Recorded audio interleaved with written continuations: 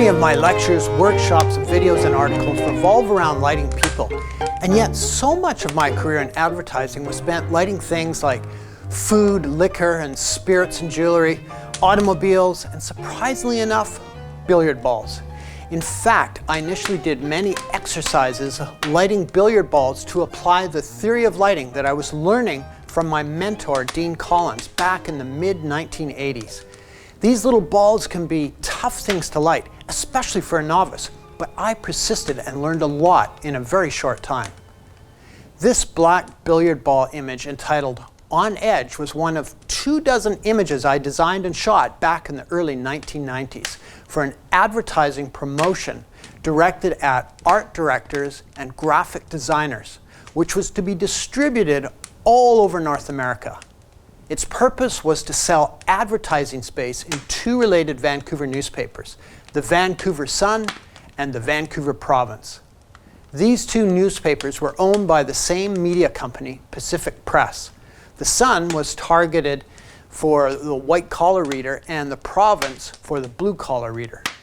The final piece was a quality printed workbook adorned with billiard-centric images for art directors and graphic designers to keep track of their projects. Back in the early 1990s, billiards was the new cool thing to do, slumming it at the pool hall, if you will. This promotion centered around the tagline, the 1-2 winning combination, which is a billiards maneuver involving the cue ball striking the 1 ball, which in turn strikes the blue 2 ball. The fact that yellow was Vancouver Sun's corporate color and blue Vancouver Province's corporate color was a nice tie-in with the yellow and blue balls. Graphic designer Tim Williams was the creative mind behind aligning the newspaper's image with billiard cool, and he was well aware that his target audience was mostly young, hip art directors and graphic designers who were already preconditioned to iconic merchandising, having toted Star Wars or Barbie-adorned lunch kits to school not too many years beforehand. So he figured that a billiard-adorned creative scheduling workbook would be a shoe-in. The connection between billiards and the newspapers was, if a creative bought advertising space for their client in either of the papers, they would also get the same in the other paper. They would gain a 1-2 combo advantage. How successful it really was, I don't actually know, but it was sure good for me. I got to charge lots and lots of money since it was being used far and wide, and Tim gave me lots and lots of creative freedom. In fact, complete freedom to come up with 24 fun-filled billiard images. This image of this black orb was one of these 24. Being round, black, and shiny made it one of the most challenging balls to light. When tackling a complex lighting situation, I start by thinking contrast. How am I going to show this object in a dark, dramatic way? Here's my thought process. If you wanted to light something black and shiny like my ominous 8-ball, how would you do it? Most would say with highlights, which more accurately are specular highlights, but why not shadows? Can a shadow exist on something that is black? Would there be any contrast? Look again at the 8-ball image. Where is the shadow on its black surface? We perceive the ball to be black because it's absorbing almost all the light striking it and returning almost none of it. In theory, black is the absence of all light. A shadow is an underexposed tone. But when a black tone is underexposed, it still appears as black. In other words, you cannot make true black look any darker than it already is. Visually, a shadow cannot exist on pure black. Now, if that tone were dark gray rather than black, it would be possible to produce a shadow on it. However, there would be little room tone-wise to create noticeable contrast.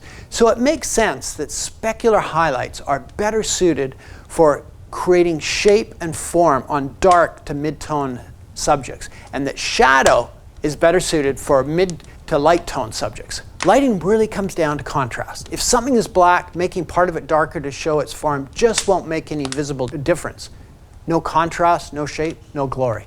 The lighting of this image was really critical because it had to be right in camera. And for this image, The camera was loaded with medium format transparency film. Keep in mind, this was the early days for digital, where digital cameras, instant previews, and Photoshop were still pretty weak. So not really a viable option for quality work. At this time, creation of these images was still pretty much math, meters, and magic. On the subject of lighting, it's interesting to note that the bottom portion of the ball, which was out of the light from my studio strobe lights, receives less light than the upper lit portions of that same ball.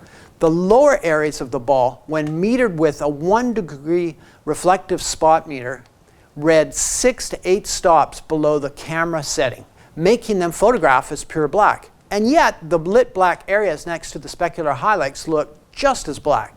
This is because they read 4 1/3 stops below the camera setting. Any tone that reads reflective 4 1/3 stops below the camera exposure setting will image as pure black on Kodak Ektachrome transparency film, and somewhere around 5 stops below for digital captures depending on processing. The bottom line is you can't get any blacker than black. And finally, being the early days of digital post-production, the black ball image was used without any retouching, hence the need to make it perfect as possible in camera. A short while after, as Photoshop got better, I did a little retouching on the image for myself. Notice the 2 green felt sides of the billiard table on either side of the black ball. Notice that they're on 2 different angles. I thought that the image would be stronger if they were more symmetrical, and so I copied, flipped, and placed the right side over the left side to create that symmetry. Also, 2 of the subject's light sources made small but bright specular highlight hotspots on and near the 8-ball graphic. Only being able to affect the lighting physically in camera, as it were, there was no effective way to lose them with lighting. You are stuck with specular highlights because of the laws of physics, which, by the way, you can't break unless you own Photoshop. I thought these were somewhat okay in context of the lighting, but felt that the image would be more graphic without them, and so I cloned those hotspots away. I did additional cloning for the dim specular highlight on the black surface of the ball. This reflection was a reflection of a reflection. Now, how is that? Well, the bright specular highlights on this ball, as well as the brighter areas of the table, show up as specular highlights on the glass of the camera lens. Then, this shows up as a specular highlight on the front lower midsection of the ball. Keep in mind that a shiny sphere is like a fisheye lens. It sees everything, and so anything brighter than its tonality can be seen on it as a reflection. So, reflect upon this. It's all about reflections when you light dark, shiny stuff.